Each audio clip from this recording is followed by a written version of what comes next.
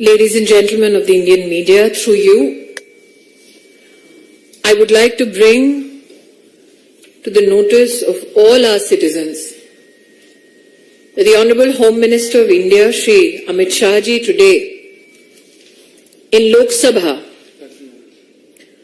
appealed to all members of the opposition to initiate a discussion, a debate on the issue afflicting the state of Manipur. Amit Shah Ji has repeatedly said that in both houses of parliament, he as Minister in charge of Home Affairs would like to bring certain facts to light. That the discussion is important from a perspective of national security, internal security, that this discussion, this debate is also expected by citizens of our country who elect us to Parliament so that issues of national importance can be productively discussed. What is shocking is the insistence of the opposition parties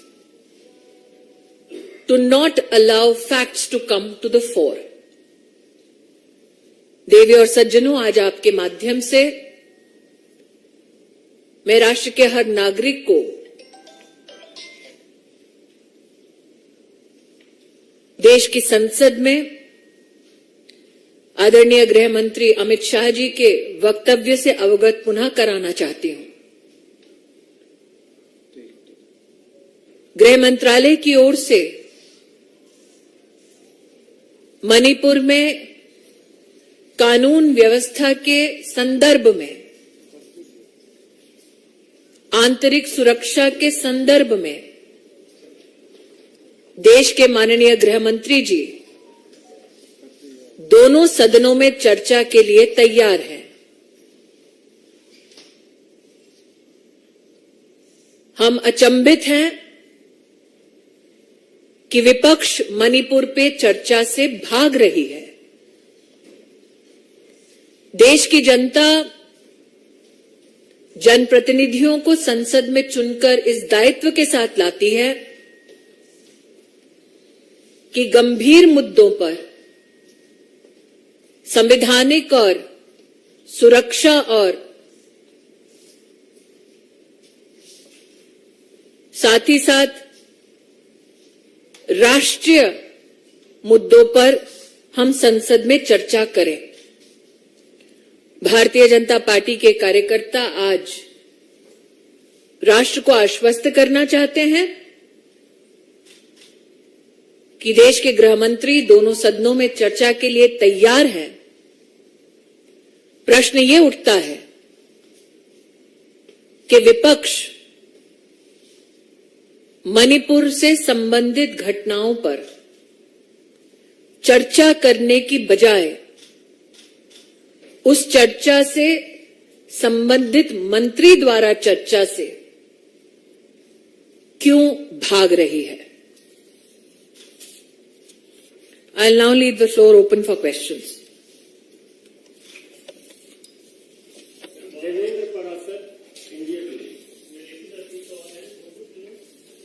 हाँ जी,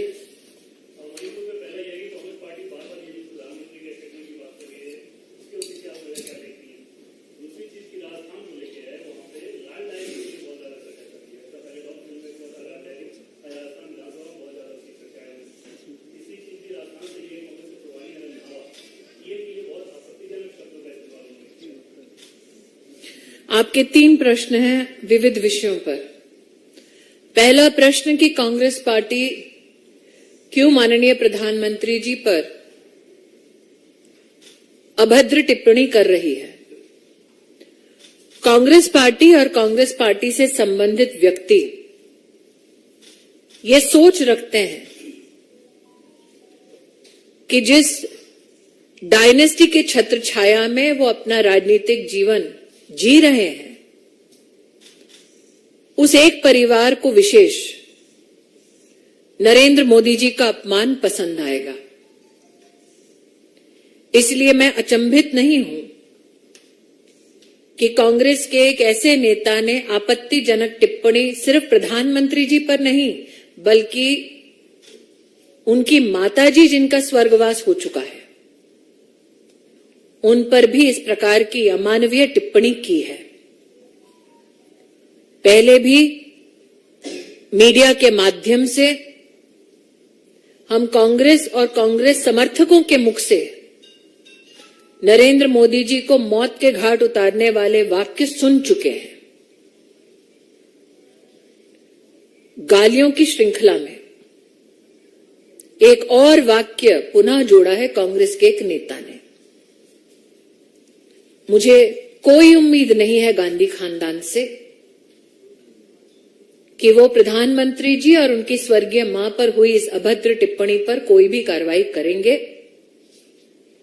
बल्कि मुझे पूरा विश्वास है कि अभद्र टिप्पणी करने वालों को जरूर गांधी खानदान पुरस्कृत करेगा। आपका दूसरा प्रश्न था लाल डायरी पर। मैं स्तब्ध हूं ये जानते हुए कि एक संवैधानिक पद पर बैठा मुख्यमंत्री एक जनप्रतिनिधि को निर्देश करता है कि सेंट्रल एजेंसी की इन्वेस्टिगेशन में जाकर वो खलल दे और एविडेंस चुराकर भागे। एक, ये केस ऑब्स्ट्रक्शन ऑफ जस्टिस का है। दूसरा, डायरी लाल हो, पीली हो या हरी, अब यह साफ हो चुका है कि उस डायरी में लिप्त हैं कांग्रेस के काले कारनामे। आपका देवेंद्र जी एक और प्रश्न है, लेकिन अगर सारे प्रश्न आप पूछेंगे तो आपके बाकी साथियों के पास प्रश्न पूछने का समय बचेगा नहीं। यतीन्द्र, टीवी 18। जी, चौंकाने वाला मामला सामने आया है कि जो आंध्र प्रदेश का वक्फ बोर्ड है, उसने अहमदिया मुस्लिम समाज को मुस्लिम मानने से मना कर दिया और उनको काफिर तक करार दिया। क्या वक्फ बोर्ड ऐसा कर सकता है? मंत्रालय में अहमदिया समुदाय से निवेदन प्राप्त हुआ कि उन्हें एक राज्य के वक्फ बोर्ड ने काफिर घोषित कर दिया है। मैं अल्पसंख्यक मंत्री के नाते यह स्पष्ट कर देना चाहती हूं, देश का कोई भी कानून वक्फ बोर्ड को यह इजाजत नहीं देता कि वो किसी को अपने धर्म से विहीन करे। इस संबंध में यह भी स्पष्ट करना चाहती हूं, मेरे पास जो जानकारी आई है उसमें यह ज्ञात हुआ है कि किसी एक नॉन स्टेट एक्टर, एक संगठन के फतवा को सरकारी ऑर्डर में तब्दील किया गया है। यह भी संविधान और एक्ट ऑफ पार्लियामेंट के विरुद्ध है। हमने प्रदेश की सरकार से गुजारिश की है कि वो संबंधित वक्फ बोर्ड के संदर्भ में कार्रवाई करके हमें सूचित करें।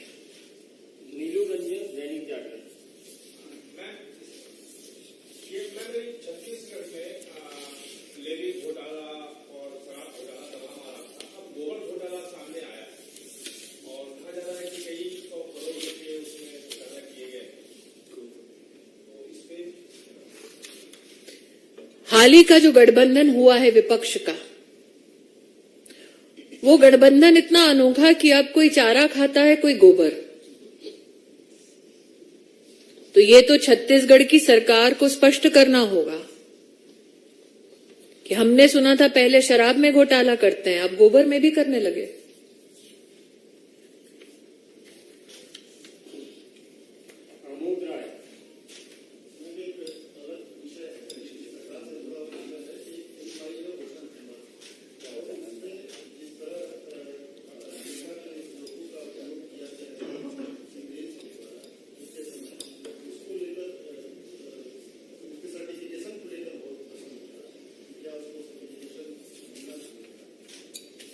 मैं इतना ही कहना चाहूंगी, ना मैंने फिल्म देखी है, ना मुझे ज्ञात है कि सर्टिफिकेशन प्रोसेस में कौन लिप्त है।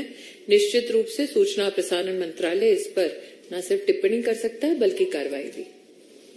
नीरज पांडे, मैडम आपने जो संसद सदन का चर्चा की, क्या आपको लगता है कि विपक्ष इसलिए सदन से भाग रहा है चर्चा में कि मतलब वो चर्चा करें तो छत्तीसगढ़, राजस्थान और पश्चिम बंगाल जैसे मुद्दों पर भी चर्चा करनी पड़े? नीरज जी, आपने जो अपनी भूमिका रखी प्रश्न में, क्या विपक्ष इसलिए इस चर्चा से भाग रहा है क्योंकि राजस्थान में, छत्तीसगढ़ में महिलाओं पर जिस प्रकार से आक्रमण हुआ, यातनाएं हुई, प्रताड़न हुआ, बंगाल में महिलाओं को नग्न करके 56 लोगों को मौत के घाट उतारा गया। आज ही मुर्शिदाबाद की एक मैं स्टोरी पढ़ रही थी जहां पर एक महिला को इसलिए किया गया क्योंकि उसने कांग्रेस के किसी कैंडिडेट का समर्थन किया। मेरा इस विषय पे एक निवेदन है। हाल ही में मैंने छत्तीसगढ़ से संबंधित एक महिला को नग्न करने का वीडियो देखा और इंफॉर्मेशन टेक्नोलॉजी मंत्रालय को सूचित भी किया।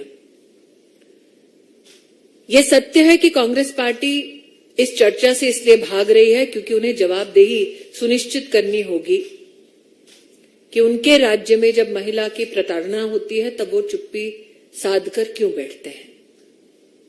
लेकिन आज मैं एक अपील करना चाहूंगी, stop using crime against women as instruments to settle political scores. मैंने आईटी मिनिस्ट्री से भी निवेदन किया कि छत्तीसगढ़ की इस महिला के वीडियो के संदर्भ में सोशल मीडिया प्लेटफॉर्म से त्वरित रूप से चर्चा हो, क्योंकि जब महिला का इस प्रकार का वीडियो बार बार वायरल किया जाता है तो उस महिला को आप रीविक्टिमाइज करते हैं। तो सोशल मीडिया प्लेटफॉर्म से छत्तीसगढ़ का ये वीडियो आया है। मैंने अपील की है आईटी मिनिस्ट्री से कि उसको तुरंत हटवाया जाए ताकि महिला का रिविक्टिमाइजेशन ना हो। क्यों कांग्रेस के एक कार्यकर्ता का समर्थन करने के लिए बंगाल की एक महिला को नग्न किया जाता है और कांग्रेस चुप बैठती है? ये तो स्पष्ट है नीरज जी, उनके लिए सत्ता इंसाफ से ज्यादा प्रिय है। शायद इससे भी कांग्रेस पार्टी भाग रही हो कि मणिपुर में जब इस प्रकार की आंतरिक सुरक्षा की चुनौतियां थी तब उनके पूर्व अध्यक्ष वहां जाकर आग को और क्यों भड़का रहे थे। मैं तो पुनः अपील करूंगी कि इस सेंसिटिव मुद्दे पर आज गृह मंत्री जी ने स्पष्ट कहा कि आइए सदन में चर्चा कीजिए। वो सदन में चर्चा के लिए तैयार है।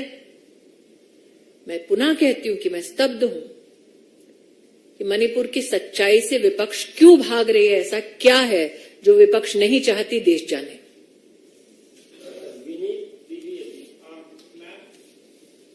रामनवमी में एक तरह से हिंसा हुआ, बंगाल में हमने देखा रामनवमी में हिंसा हुआ, वहां के हाईकोर्ट एनआईए जांच का आदेश दिया, लेकिन उसको चुनौती दिया गया बंगाल सरकार के द्वारा सुप्रीम कोर्ट में, और सुप्रीम कोर्ट ने कहा है कि एनआईए जांच होनी चाहिए। कैसे देखते हैं? मैं इतना ही कहूंगी कि हाईकोर्ट के ऑर्डर को चुनौती देना यह अपने आप में ममता सरकार का संकेत था कि वो नहीं चाहते कि रामनवमी में जो घटना घटी हिंसक, उस पर जनता को न्याय मिले और विशेषतः हिंदू समाज को न्याय मिले।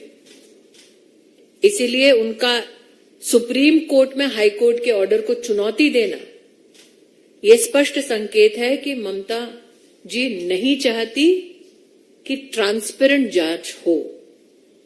मैं आभारी हूं कि सुप्रीम कोर्ट ने रामनवमी से संबंधित हिंसक घटनाओं की जांच एनआईए के पास रहे, इस बात को प्रखरता से कहा।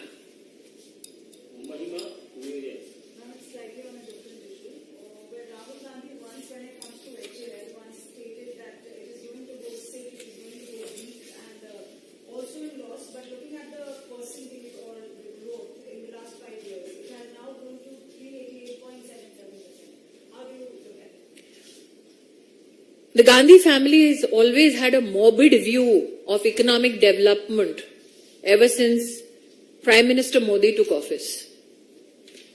That they have contributed to scams worth 20 lakh crores in the country is something that the Congress never comes clean on. I congratulate HAL for showing growth as per your pronunciation and even what the market summary says of 388% in the past 5 years. I would also like to highlight that we now as a country have become the 4th largest exporters in electronics. That the Prime Minister's PLI scheme for smartphones has in fact contributed 52% to electronics exports is yet another manifestation of the success of Make in India. That the Congress party and particularly the dynasty was never in support of Make in India. These results, and especially the stupendous performance shown by HAL, is a remarkable response to the dynasty. Anamika Ratna ETV Bharat. Ma'am, Congress ये आरोप लगा रही है कि प्रधानमंत्री US Congress के बोल सकते हैं अगर अपने पार्लियामेंट में फ्रेंच प्रेसिडेंट को मत कर सकते हैं, लेकिन मणिपुर के इलेक्टेड को नहीं। अगर दूसरी तरफ देखा जाए तो दिल्ली की महिला आयोग की अध्यक्ष भी वहां भी जा रही है और इस तरह के क्या कहीं ना कहीं पॉलिटिक्स डिबेट से मैं दोबारा कह रही हूं, आज छत्तीसगढ़ की एक घटना वीडियो के माध्यम से पुनः वायरल की जा रही है। प्रधानमंत्री जी ने उस पर भी कोई टिप्पणी नहीं की है। 56 लोगों को मौत के घाट उतारा गया है। विपक्ष उस पर चर्चा नहीं चाहती। मुर्शिदाबाद में एक महिला को नग्न मात्र इसलिए किया गया क्योंकि वो कांग्रेस के कैंडिडेट का समर्थन कर रही थी। पंचायत के चुनाव में कांग्रेस पार्टी इस पर भी चर्चा नहीं चाहती। बिहार में एक महिला के साथ दुष्कर्म किया जाता है, कांग्रेस पार्टी इस पर भी चर्चा नहीं करना चाहती। कांग्रेस पार्टी अपने आप को सिलेक्टिव आउटरीच तक सीमित करना चाहती है। ये राजनीति उनकी पूरा राष्ट्र समझता है, लेकिन विषय मणिपुर का जहां तक है, ये आंतरिक सुरक्षा से संबंधित है, राष्ट्रीय सुरक्षा से संबंधित है।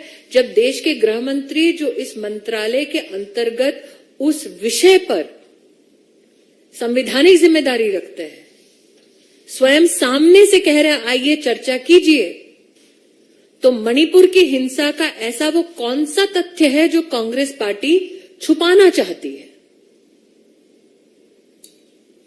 बहुत बहुत धन्यवाद। Thank you.